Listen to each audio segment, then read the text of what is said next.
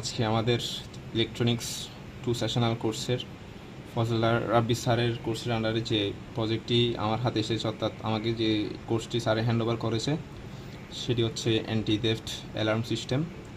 এখন আমি এটা হচ্ছে আপনাদেরকে ওয়ার্কিং পিসের মতো এটা কীভাবে কাজ করে সেটি দেখাবো ইনশাল্লাহ।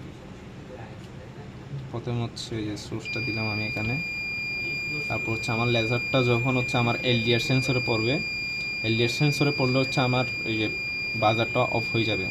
অর্থাৎ এখন যখন আমি যে জিনিসটা যখন আসলে মানে কাজে লাগাবো প্র্যাকটিক্যালি, তখন হচ্ছে আমার এই যে এটা চালু আছে, যখনই আমি এখানে একটা হাত অথবা অবজেক্ট দিব তখন হচ্ছে আমার বাজারটা বেজে উঠবে। অর্থাৎ আমি যদি এটা যদি প্র্যাকটিক্যাল একটা ইউজেস বলি, তাহলে হচ্ছে এখন আমার একটা সংরক্ষিত একটা কোনো কিছু একটা আমি এখানে রাখছি, এখন কোনো চোর যদি এসে নিয়ে যেতে চায় আমার লেজারকে যদি সে যদি পাস করে তাহলে আমার বাজারটা বেজে উঠবে। এটা ছিল আমার অ্যান্টি থেফট অ্যালার্ম সিস্টেমের হচ্ছে আপনার প্রজেক্ট।